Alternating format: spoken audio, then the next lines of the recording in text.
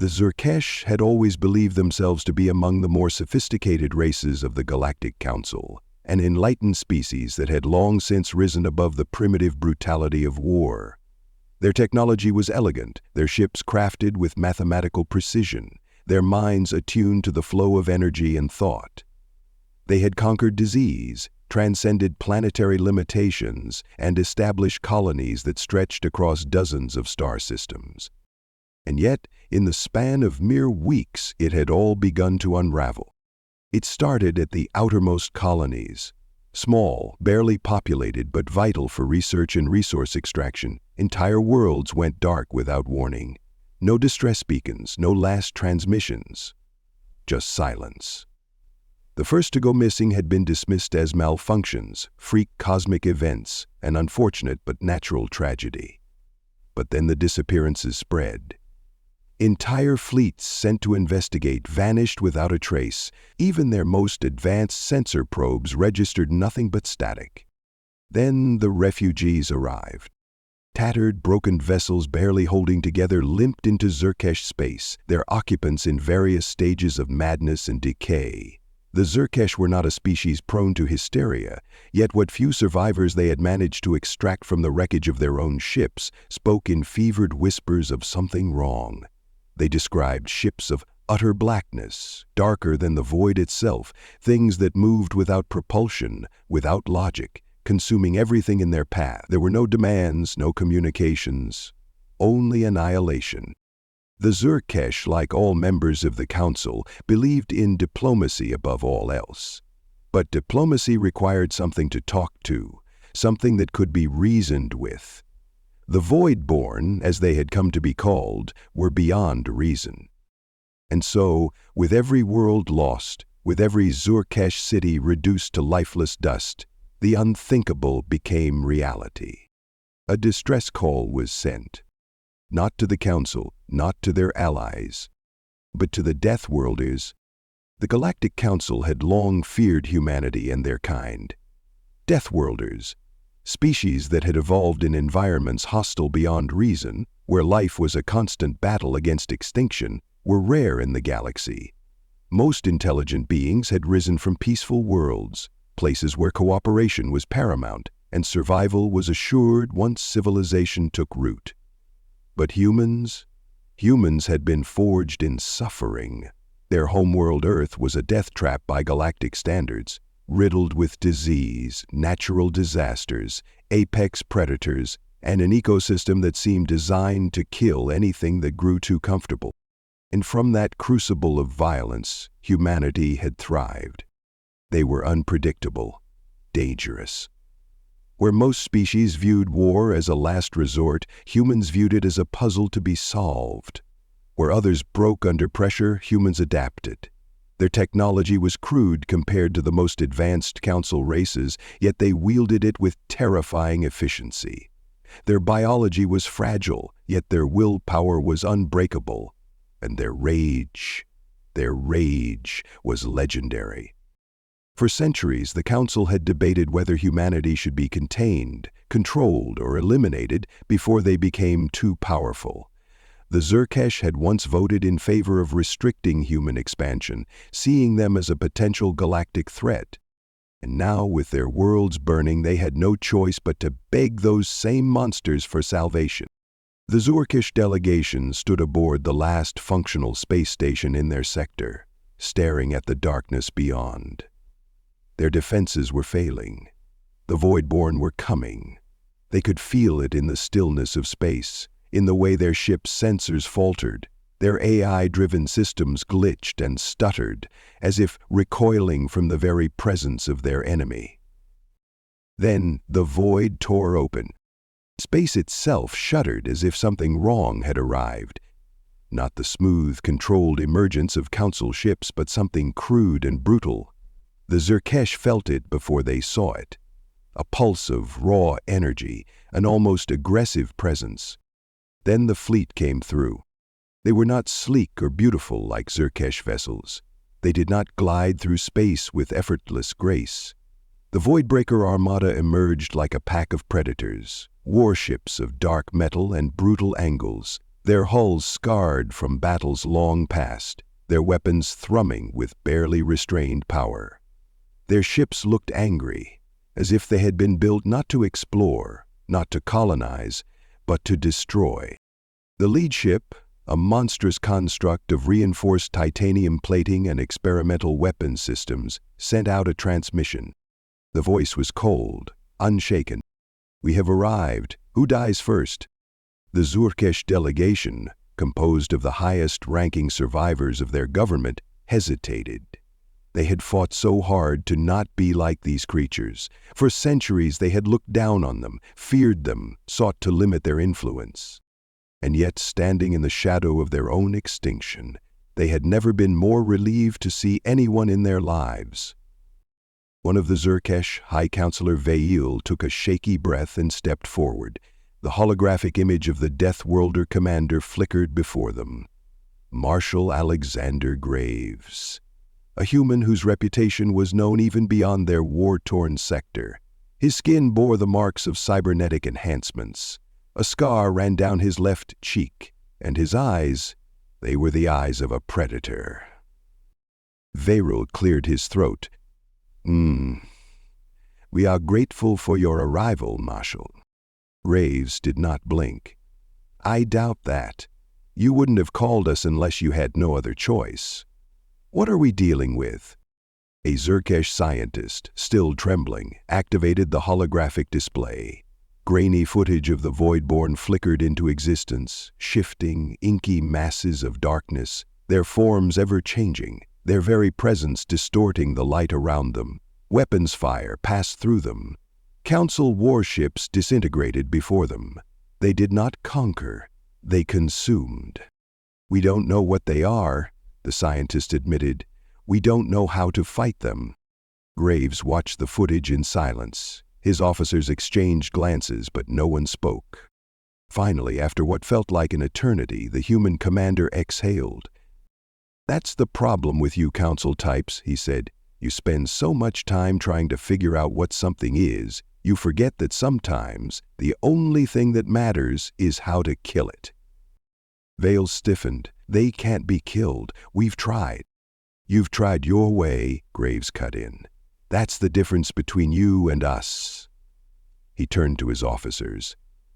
"Deploy the fleet, full-spectrum warfare, no assumptions, no half-measures. We throw everything at them." Veil's breath caught. "That's suicide." Graves smiled. It was not a pleasant smile.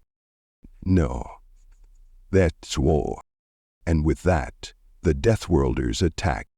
There was no diplomacy, no careful maneuvering. The Voidbreaker armada surged forward, engines flaring, weapon systems activating in perfect unison. They did not waste time testing the enemy with light skirmishes or defensive formations.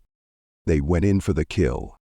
The first wave of Deathworlder torpedoes detonated before reaching their targets, unleashing electromagnetic pulses designed to disrupt even the most exotic energy fields.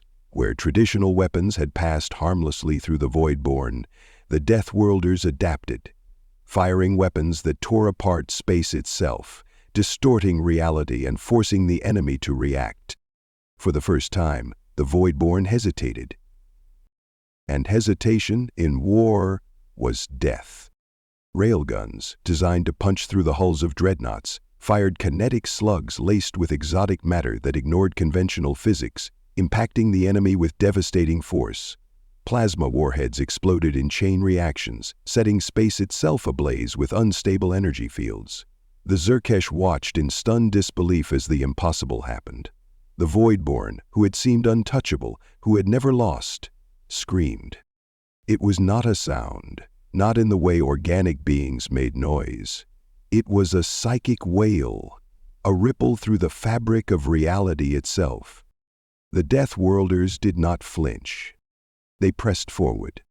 Veil could only stare in awe and terror as the monsters of his nightmares clashed against the monsters of reality. For the first time since the war began, the Voidborn were losing. The battlefield stretched out before the Zurkesh delegation like a grotesque painting. The scene was chaos, flickers of violent energy, flashes of impossible light, and the constant hum of weapons fire that bent reality itself. The Deathworlder fleet had engaged the Voidborn with an intensity no one had expected. The Xerkesh watched, awestruck and terrified, as their would-be conquerors turned the tide of battle in ways they had never considered. The Voidborn, those abominations of the stars, moved as if they were nothing more than a rippling distortion in space, their bodies shifting between forms, defying all understanding of physics. They had no true shape, no biology to speak of. They were, at best, an enigma, and at worst, a disease that spread across the galaxy, consuming everything in their path. The Xerkesh had tried everything they could to fight them, deploying their most advanced weaponry, relying on precision and calculated strategies. But nothing had worked. They had tried reasoning with them. They had attempted diplomacy. All attempts had failed. The Voidborn didn't want anything from them except destruction, and they gave no mercy. But now the Deathworlders had arrived, and they fought with a ferocity and an adaptability that was beyond anything the Xerkesh had anticipated. They didn't try to understand the enemy. They didn't waste time pondering what the Voidborn were or why they did what they did. They simply fought. The Deathworlders' attacks were chaotic, ruthless, and unpredictable. They used weapons that shouldn't have worked, disrupting the very fabric of space-time itself, firing weaponry that was often nothing more than raw force and raw hatred, designed not to conquer, but to destroy. Graves, the human commander of the Voidbreaker Armada, seemed to relish the violence. He stood before his console with a relaxed demeanor, though his eyes were sharp and calculating. There was no fear in his posture, no hesitation. Where others might have second-guessed their strategies, Graves saw only victory. His voice was calm as he relayed orders to his fleet. "Adjust fire patterns," he said. "Switch to non-conventional energy discharges. We need to disrupt their dimensional integrity. Focus on their leading vessels."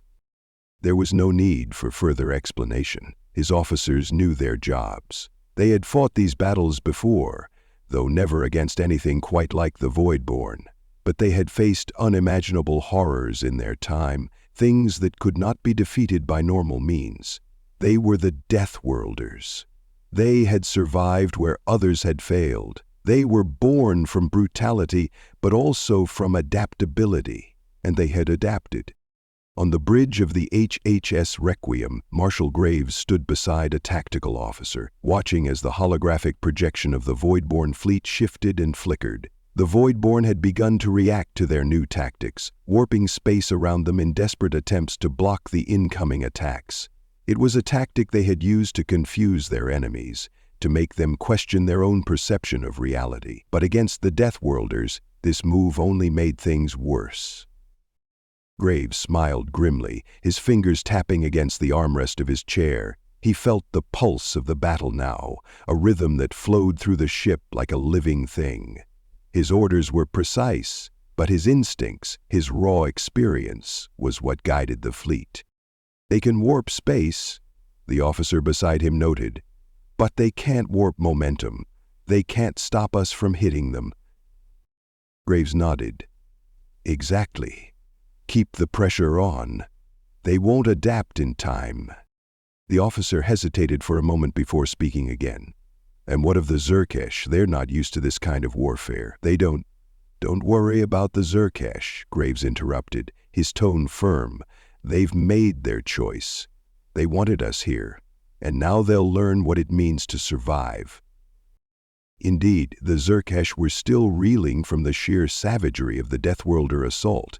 They had never fought like this. They were trained in precision and calculated strikes, not the raw unpredictability of human combat. The idea of throwing everything at an enemy with no concern for strategy or long-term consequences was foreign to them. The sheer intensity of the Deathworlder onslaught shocked them into a stunned silence, their minds struggling to grasp the Veil, the High Counselor of the Xerkesh, watched with wide, terrified eyes. He stood with his fellow leaders, observing the holo displays as the Voidborn began to falter under the Deathworlders' assault. Every strike was violent, chaotic, unpredictable. But it was working. The Voidborn were losing. "By the stars," Varel muttered, his voice trembling. "How are they doing this?" One of the Xerkesh generals, an officer who had once commanded entire fleets, stared in disbelief at the flickering holomap. "The Voidborn? They're retreating. They're fading." "They don't retreat," Varel said, his mind racing. "They consume everything. They're being driven back," another officer said, almost in disbelief. "The Voidborn are being pushed." Varel's gaze flickered toward the tactical officer at the console. The officer hesitated before replying. We cannot comprehend what the humans are doing. Their weapons they are not conventional. They are warping space itself." Vale stood up straighter, his shock giving way to a growing sense of hope, something he had not dared to feel since the first wave of the Voidborn attack had begun. He had spent months watching his civilization break apart, helpless to stop it. But now, as the Deathworlders fought, a thought began to form at the back of his mind. Perhaps this was not the end. Perhaps this was a new beginning. Rave's fleet continued its assault, and as the battle raged on, the Voidborn began to exhibit signs of distress. Their forms, once fluid and undefinable, started to fragment, breaking apart under the intensity of the Deathworlders' unrelenting attacks. Where once they had moved with terrifying precision, their attacks now seemed disjointed, like they were losing their grip on the very fabric of reality. The Xerkesh had never seen anything like this. They had never seen a race so unpredictable, so willing to embrace pure chaos in the pursuit of victory. And yet, in that chaos, they saw something that had eluded them, a form of control. The Voidborn were losing, and the Deathworlders were winning. But even as the battle turned in their favor, Varel could not ignore the nagging question at the back of his mind. What would happen after the Voidborn were defeated? The Deathworlders were not like other races. They did not fight for honor, nor did they fight for peace. They fought for survival, and in their world, survival often meant annihilation. What if the Xerkesh, once saved, were only to be replaced by another enemy? What if the humans turned on them next, once they had wiped out the Voidborn? The thought was a cold one, and it sent a shiver down Varel's spine. But before he could dwell on it, the battle outside the station intensified. The Voidborn's numbers had begun to dwindle, their ships flickering and dissipating in clouds of dark energy. The Xerkesh watched in stunned silence, their minds struggling to comprehend the scale of the victory unfolding before them. As the last remnants of the Voidborn were eradicated, the Deathworlder fleet began to consolidate, their ships circling like vultures over a carcass. And yet, even in victory, there was something unsettling about their presence. Rave, standing tall and unmoving at the helm of the Requiem, gave a single, grim order. "Prepare for the next fight." The calmness in his voice betrayed nothing. No satisfaction in the victory, no relief. Only the ever-present, inexorable push toward the next challenge. The next enemy. Next survival. The next war. Vale's heart sank as he realized something that had been gnawing at him for hours. The Deathworlders did not fight for others. They didn't fight for the Xerkesh. They fought for themselves.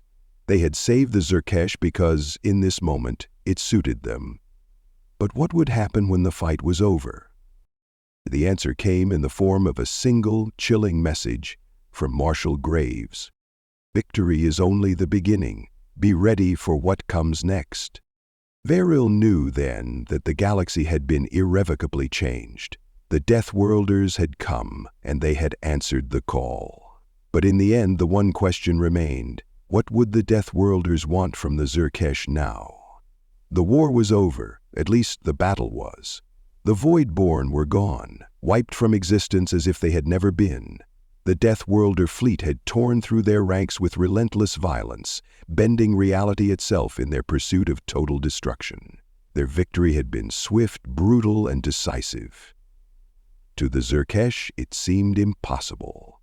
How could a race of beings so accustomed to peace, so adept at diplomacy, have been brought to their knees so quickly, so completely, by a force as raw and unpredictable as the Deathworlders? The stars beyond the station still glittered in a serene display of distant constellations, untouched by the violence that had recently unfolded. But inside the Xerkesh flagship, it was a different story. The atmosphere was heavy with uncertainty, a quiet, palpable tension that clung to the air. Victory was close, yes, but there was no true joy in it, not yet. Not while the Deathworlders were still present. The fleet that had saved them from total annihilation now loomed like a storm cloud on the horizon, and the thought of what would come next sent a cold shiver through Vale, the High Counselor. He had witnessed the Deathworlders' ruthless tactics firsthand, how they threw themselves into battle without hesitation, without regard for tactics or rules, how they fought with a savage, primal ferocity that the Xerkesh could neither understand nor replicate. There was something terrifying about them, something fundamentally alien in the way they approached combat. It wasn't just that they had adapted to survive, it was that they had embraced the chaos, welcomed it even, and now that the Voidborn were defeated, the Xerkesh were left with a chilling question. What came next? Vale paced across the command center, his hands clasped tightly behind his back. The hum of the systems, the low murmur of voices, the occasional beeping of status updates, it was all lost on him. He couldn't shake the image of Marshal Alexander Graves, the human commander of the Voidbreaker Armada, standing tall and unbothered in the midst of the storm. Graves had been a force of nature, a living embodiment of death and destruction, and he had led his people without a single moment of doubt. But now, with the battle won, there was no sign of triumph in the Deathworlders' ranks. They were not celebrating. They did not raise banners or sing songs of victory. They simply moved forward, preparing for what Vale could only assume was the next step in their relentless, unstoppable march. "High Counselor," came a voice from behind. Vale turned to see one of his advisors standing near the entrance, a solemn expression on their face. "We have received a communication from the human fleet." Vale's stomach churned. He had known this was coming. The Deathworlders would want something in return for their assistance, something far more than gratitude. They were not here out of kindness or charity. They had their own reasons for intervening, reasons that Vale suspected but couldn't yet understand. "Put it through," he ordered, his voice tight. The holographic display flickered to life in front of him, and soon the familiar figure of Marshal Graves appeared, as stoic and composed as ever. His cybernetic enhancements gleamed faintly under the light of the station, his face a mask of cold calculation. His eyes, however, gleamed with an intensity that made Vale's skin prickle. The human did not speak immediately, letting the silence stretch between them as if to test the limits of Vale's patience. Finally Graves spoke, his voice deep and unyielding. "The Voidborn are gone. The galaxy is safe, for now." Vale nodded, though his expression remained guarded. "Yes, your fleet's efforts were more effective than we could have imagined." Graves' lips twitched into a brief smile, but it was not one of kindness. It was a smile born of knowledge, of power. "We don't fight for imagination, High Counselor. We fight to win. Now, as for the matter at hand," his voice grew sharper, colder. "The galaxy owes us a debt, and we always collect." Vale's heart sank. The words were clear, though they had not yet been fully spoken. It was the inevitable next step in this interaction. The Deathworlders had come to their aid, but for what? What did they want? The silence dragged on for a moment, Vale's mind racing. "What do you want?" he asked, his voice tight with the gravity of the question. Graves' eyes glinted with something almost like amusement, though it was difficult to tell whether it was genuine or just another tactical play. "You have something we need," he said flatly. "Access to the knowledge contained in your archives, your weapons, your technology. and, more importantly, your territory. We need to secure a foothold in this sector to ensure that no other threats, be they void-born or otherwise, can threaten our survival again." The words hung in the air like a death sentence. Vale could feel the weight of them pressing down on him. The Xerkesh had built a network of colonies, established systems of trade and diplomacy that spanned several sectors. It had taken centuries of careful, deliberate work to establish their dominance in this corner of the galaxy, and now the Deathworlders were demanding a piece of it. They wanted access to their most precious resources. They wanted a foothold, and Vale knew, deep down, that they would not take no for an answer. His voice trembled slightly as he responded. "You've saved us, yes, but what you're asking for, it's too much. We cannot simply give up control of our colonies, of our sovereignty. This is our home. You cannot just—" Graves cut him off with a sharp wave of his hand. "You don't get to make the rules here anymore, High Counselor. You called us in because you couldn't fight the Voidborn on your own. You needed us, and now you'll pay the price for that." His expression hardened. "This is how things work now. You either give us what we want, or you watch the Voidborn come back, and next time, we won't be around to save you." Vale clenched his fists, the fury inside him rising, but he held his tongue. He knew, instinctively, that challenging the Deathworlders directly would be suicide. They were not just a military force, they were a survival mechanism, a species built on the principles of adapting and conquering. And now their conquest was not a distant possibility, it was a reality. "And what guarantee do we have," Vale forced out, "that once you've taken what you want, you won't just turn on us?" Graves' eyes narrowed, his face unreadable. "You have no guarantee, High Counselor. You have only our word." "Your word," Vale repeated, his voice dangerously quiet, "is not enough." Graves stared at him for a long moment, his expression unreadable. Then he sighed, a soft exhalation of air, as if Vale's defiance were an afterthought. "We're not interested in your people, at least not yet. We'll take what we need and you'll survive. But remember this. We are the threat that keeps the galaxy safe. You will understand that soon enough." With that, the transmission ended abruptly, leaving a deep silence in the command center. The officers around Vale exchanged uncertain glances, some clearly shaken by the human's words, others seemingly resigned to the inevitable. But Vale remained still, his mind a storm of thoughts. The Xerkesh had survived the Voidborn, yes, but what kind of future lay ahead of them if the Deathworlders were to stay? In the aftermath of the battle, Vale knew one thing with certainty. The galaxy had changed. The Deathworlders had come, not as saviors, but as conquerors, and the war for control had only just begun. The question now wasn't whether they would win, but how much of their soul they were willing to lose in the process. He turned to face his council, his voice barely above a whisper. "Prepare for the future, and prepare to negotiate with monsters."